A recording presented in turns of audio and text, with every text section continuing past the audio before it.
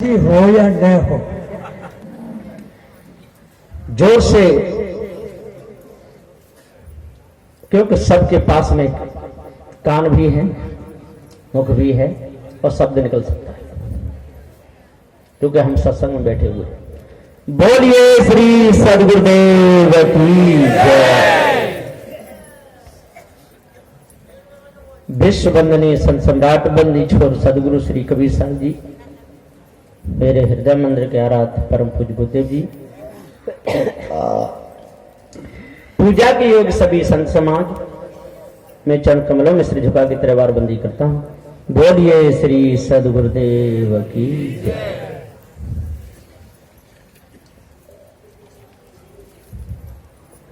सद्गुरुदेव ने कहा है कि ये सारा संसार खोज रहा है, खोज में सारे लगे हुए, और किसकी खोज में लगे हैं? जो चित्त मन बुद्धि वाणी से परे है। ये ध्यान देना, यहां पर बड़े बड़े ज्ञानी भी बैठे हुए हैं। किसकी खोज हो रही है? जो चित्त मन बुद्धि वाणी से परे है, उसकी खोज हो रही है। नेत्रों का विषय नहीं है, कानों का विषय नहीं है, नासिका का भी विषय नहीं है, त्वचा का विषय नहीं, शब्द का विषय, उसकी खोज कर रहे हैं। अब बताइए, वो ज्ञानी है कि पक्के अज्ञानी? कौन हुए? अगम। किसको खोज रहे हैं? जो अगम है, जो गम में नहीं आता। विचार करना। अपार, जिसका पार किसी को मिला ही नहीं। अथा, जिसकी कोई था नहीं। अगम, अपार, अथा, और चित्त मन बुद्धि वाणी से परे, उसकी खोज हो रही है। और कौन सी कथाओं को सुनते हैं? राजा सगर के कितने पुत्र थे? 60,000, और एक ही रानी के थे, उसका नाम था केसनी।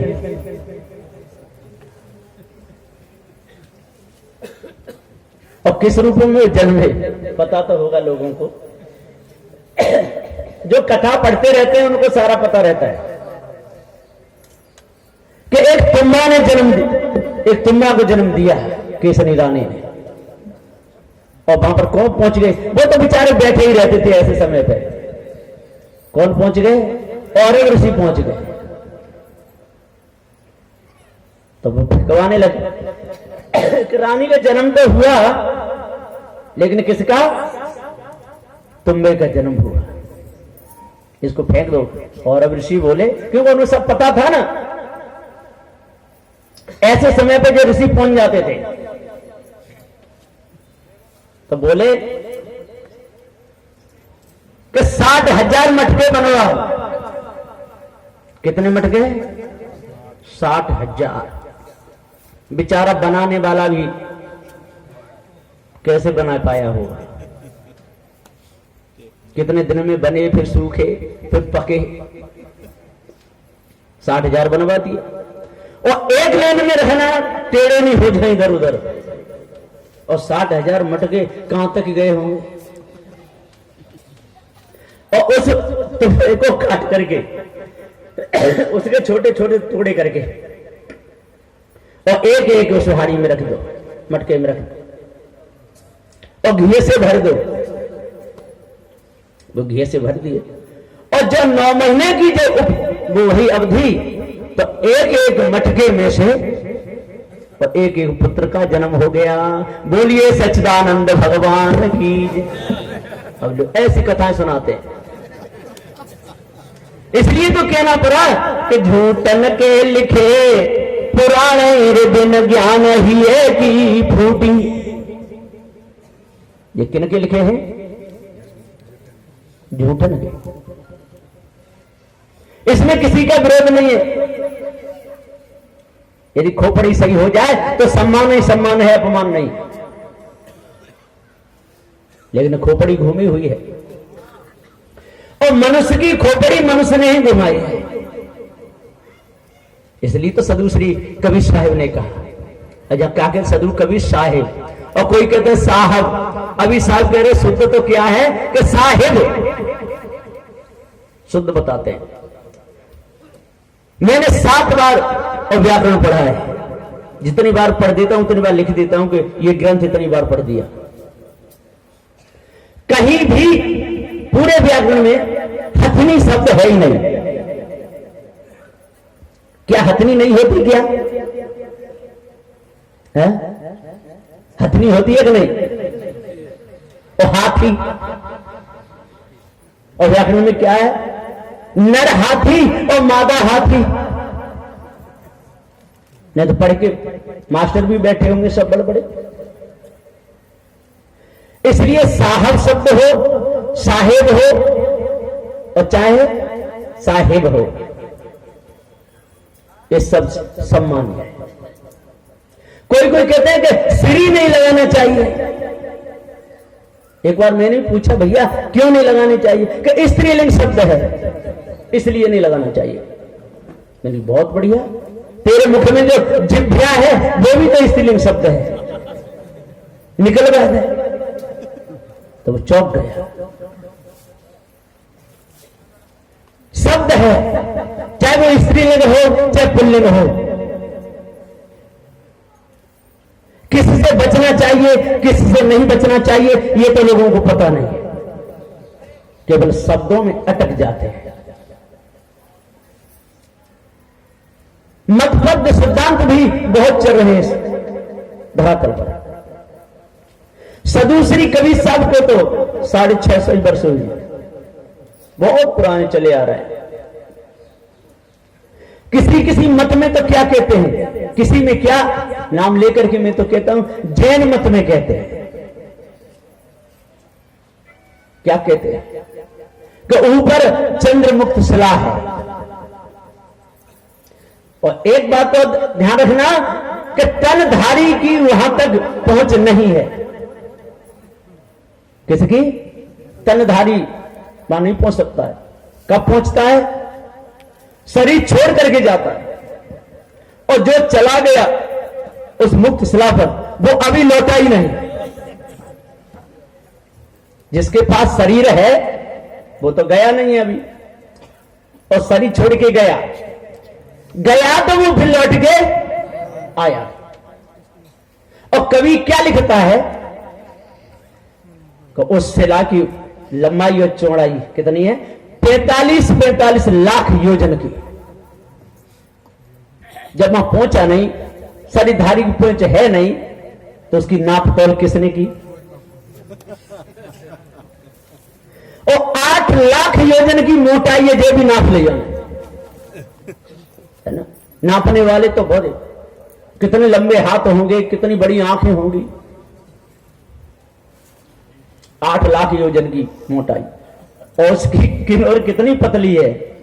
तितली के पंख के समान इतनी पतली है, वहां देख ली जाएगी बिल्कुल बराबर। तब तो आगे सुनाया होगा नीचे कि मैं देख करके आया हूं, और 2-4 साथ में भी गए होंगे देखने के लिए। और केवल मनुष्य की पहुंच नहीं है वहां, जो शरीर है उसके पास शरीर छोड़ करके जाता है। तो जिसके पास शरीर है उसकी तो पहुंच नहीं, और शरीर छोड़ के गया वो लौट के आया नहीं, तो पता कैसे चला कि चंद्रमुक्त शिला है? अब ये विचार कर। जब तक हम विचार नहीं करेंगे तब तक इन धोखे के शब्दों में फंसे ही रहेंगे। हमको लोग क्या कहते हैं मालूम है? हमको सारा ज्ञात है, अभी का, कल का और परसों का, ये सब ज्ञात है। अभी का भी और कल का भी और परसों का भी। और सदगुरु श्री कबीर साहब ने कहा है कि मेरे को तो सदा से था और सदा रहेगा। क्यों? किसका ज्ञान? पृथ्वी पहले भी थी और आज भी है, जल पहले भी था आज भी है, अग्नि पहले भी थी और आज भी है, और वायु पहले भी थी और आज भी है, और पोल खगोल में सब बैठे हुए हैं, और चेतन जी पहले भी था और आज भी है। ज्ञात है कि नहीं? आज से अंत तक का। जब पहले परमात्मा था तो अब चिपके क्यों बैठा? ये विचार की बात है। जब तक हम महापुरुषों को दोष देते रहेंगे तब तक 10 दोष हैं तन मन वचन के, इन्हें गुरु पर खाते हैं, और जो नहीं इनका त्याग करें वो अंत समय पछताते हैं। अभी यदि कृष्ण होते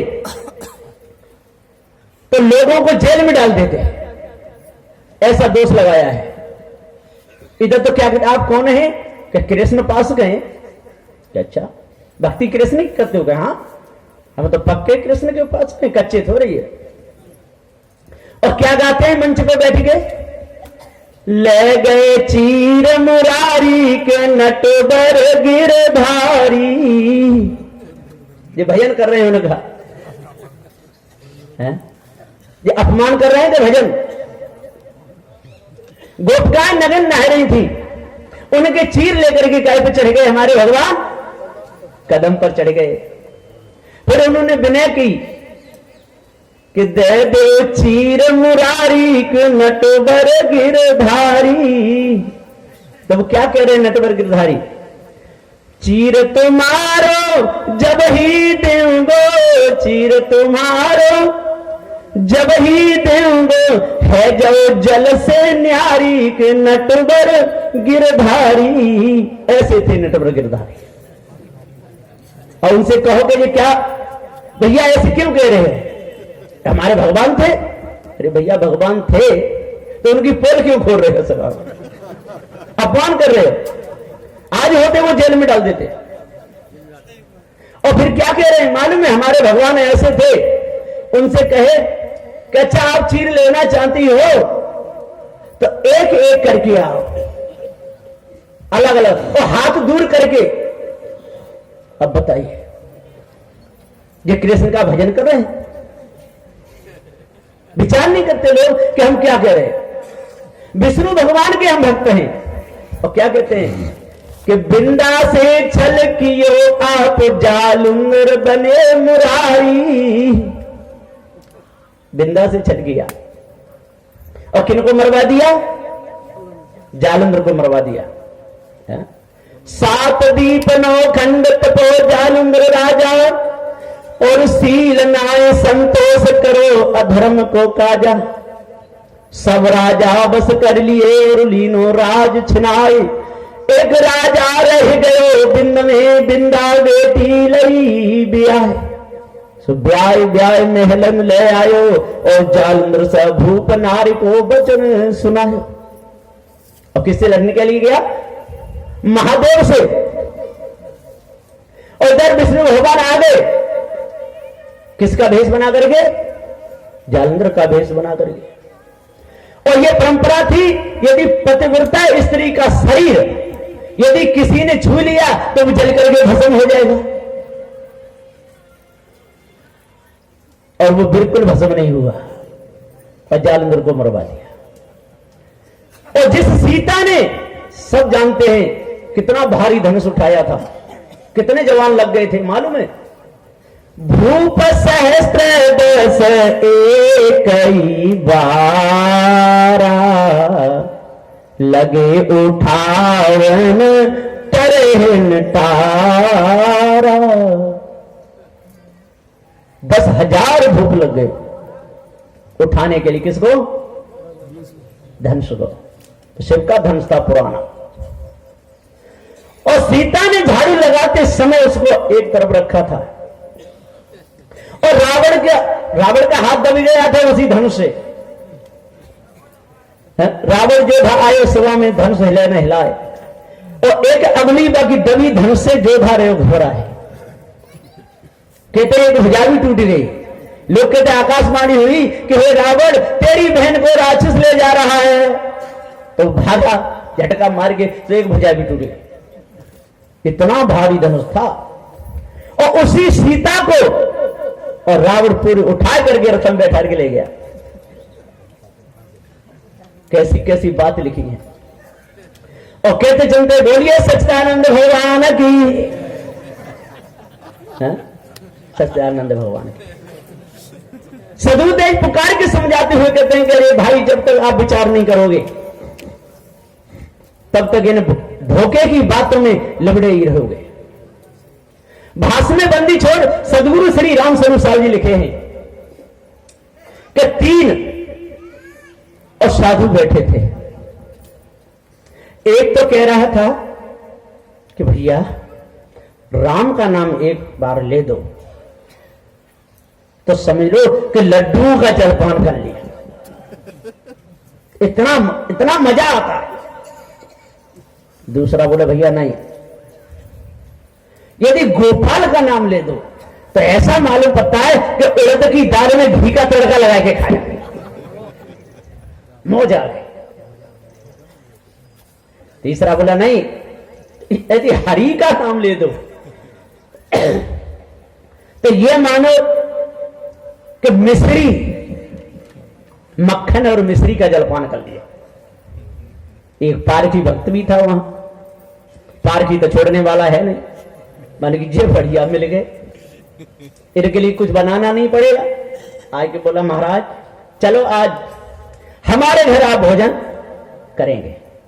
ले आया तीनों को और घर में जाके अपनी पत्नी से बोला कि खीर बनाओ और पूड़ी, लेकिन देना नहीं जब तक मैंने कहूं तब तक। खीर पूड़ी बना के रख दी और तीनों महात्मा के सामने थाली भी रख दी और एक पर्ची में उसने लिखा क्या, राम नाम लड्डू लिख दिया और दूसरी में गोपाल नाम घी और तीसरी में हरि नाम मिश्री रख दिया। और रख करके अब पारखी भक्त है तो साहेबंदी करेगा, साहेब बंदगी साहेब बंदी पाव हो जाए।